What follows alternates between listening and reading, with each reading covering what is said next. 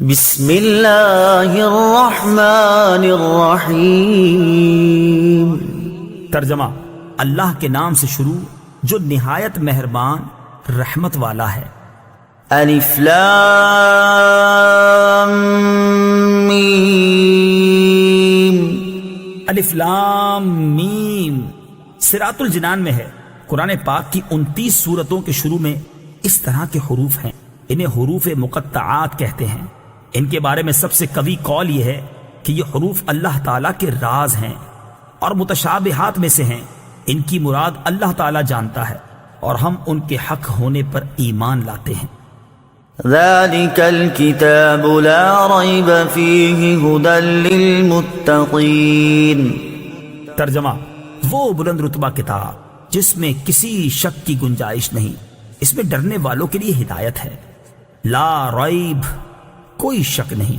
تفسیر صراط الجنان میں ہے، آیت کے اس حصے میں قرآن مجید کا ایک وصف بیان کیا گیا کہ یہ ایسی بلند شان اور عظمت و شرف والی کتاب ہے جس میں کسی طرح کے شک و شبے کی کوئی گنجائش نہیں، کیونکہ شک اس چیز میں ہوتا ہے جس کی حقانیت پر کوئی دلیل نہ ہو، جبکہ قرآن پاک اپنی حقانیت کی ایسی واضح اور مضبوط دلیلیں رکھتا ہے جو ہر صاحب انصاف اور عقل مند انسان کو اس بات کا یقین کرنے پر مجبور کر دیتی ہے کہ یہ کتاب حق ہے اور اللہ تعالیٰ کی طرف سے نازل ہوئی ہے۔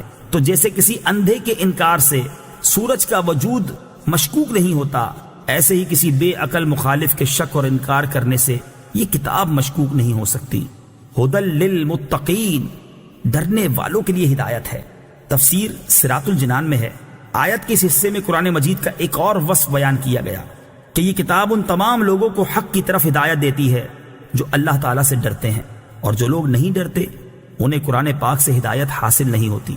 یاد رہے، قرآن پاک کی ہدایت و رہنمائی اگرچہ مومن اور کافر ہر شخص کے لیے عام ہے، جیسا کہ سورہ بقرہ کی آیت نمبر 185 میں اللہ تعالیٰ نے ارشاد فرمایا، ھدی للناس، یعنی قرآن مجید تمام لوگوں کے لیے ہدایت ہے، لیکن چونکہ قرآن مجید سے حقیقی نفع صرف متقی لوگ حاصل کرتے ہیں، اس لیے یہاں ھدی للمتقین یعنی متقین کے لیے ہدایت فرمایا گیا۔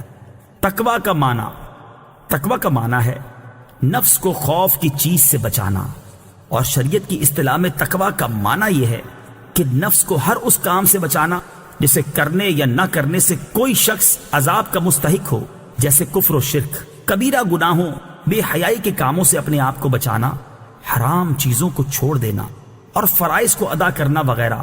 اور بزرگان دین نے یوں بھی فرمایا ہے کہ تقوی یہ ہے کہ تیرا خدا تجھے وہاں نہ پائے جہاں اس نے منع فرمایا ہے۔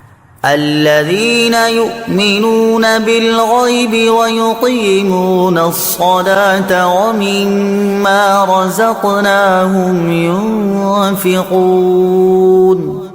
ترجمہ: وہ لوگ جو بغیر دیکھے ایمان لاتے ہیں اور نماز قائم کرتے ہیں اور ہمارے دیے ہوئے رزق میں سے کچھ ہماری راہ میں خرچ کرتے ہیں۔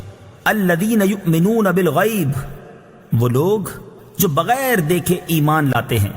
تفسیر صراط الجنان میں ہے، یہاں سے لے کر المفلحون تک کی 3 آیات مخلص مومنین کے بارے میں ہیں جو ظاہری اور باطنی دونوں طرح سے ایمان والے ہیں۔ اس کے بعد 2 آیتیں ان لوگوں کے بارے میں ہیں جو ظاہری اور باطنی دونوں طرح سے کافر ہیں، اور اس کے بعد کی 13 آیتیں منافقین کے بارے میں ہیں جو کہ باطن میں کافر ہیں اور اپنے آپ کو مسلمان ظاہر کرتے ہیں۔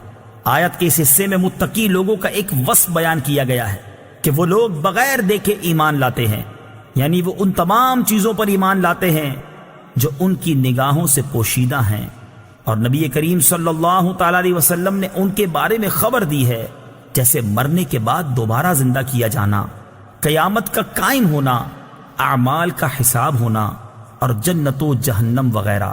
ایک قول یہ بھی ہے کہ یہاں غیب سے قلب یعنی دل مراد ہے۔ اس صورت میں آیت کے معنی یہ ہوں گے کہ وہ دل سے ایمان لاتے ہیں۔ وَيُقِيمُونَ الصَّلَاةَ، اور نماز قائم کرتے ہیں۔ تفسیر صراط الجنان میں ہے، آیت کے اس حصے میں متقی لوگوں کا دوسرا وصف بیان کیا گیا کہ وہ نماز قائم کرتے ہیں۔ نماز قائم کرنے سے مراد یہ ہے کہ نماز کے ظاہری اور باطنی حقوق ادا کرتے ہوئے نماز پڑھی جائے۔ نماز کے ظاہری حقوق یہ ہیں کہ ہمیشہ ٹھیک وقت پر پابندی کے ساتھ نماز پڑھی جائے، اور نماز کے فرائض، سنن اور مستحبات کا خیال رکھا جائے اور تمام مفسدات و مکروہات سے بچا جائے، جبکہ باطنی حقوق یہ ہیں کہ آدمی دل کو غیر اللہ کے خیال سے فارغ کر کے ظاہر و باطن کے ساتھ بارگاہ حق میں متوجہ ہو اور بارگاہ الہی میں عرض و نیاز اور مناجات میں محو ہو جائے۔ حضرت عقبہ بن عامر رضی اللہ تعالی عنہ سے روایت ہے، سید المرسلین صلی اللہ تعالی علیہ وسلم نے ارشاد فرمایا، جو بھی مسلمان اچھے طریقے سے وضو کرتا ہے پھر کھڑے ہو کر اس طرح 2 رکعت نماز پڑھتا ہے کہ اپنے دل اور چہرے سے متوجہ ہو کر یہ 2 رکعتیں ادا کرتا ہے تو اس کے لیے جنت واجب ہو جاتی ہے۔ حضرت ابو سعید خدری رضی اللہ تعالی عنہ سے روایت ہے، حضور اقدس صلی اللہ تعالی علیہ وسلم نے ارشاد فرمایا، جس نے جان بوجھ کر نماز چھوڑی تو جہنم کے اس دروازے پر اس کا نام لکھ دیا جاتا ہے جس سے وہ داخل ہوگا۔ وَمِمَّا رَزَقْنَاهُمْ يُنْفِقُونَ، اور ہمارے دیے ہوئے رزق میں سے کچھ ہماری راہ میں خرچ کرتے ہیں۔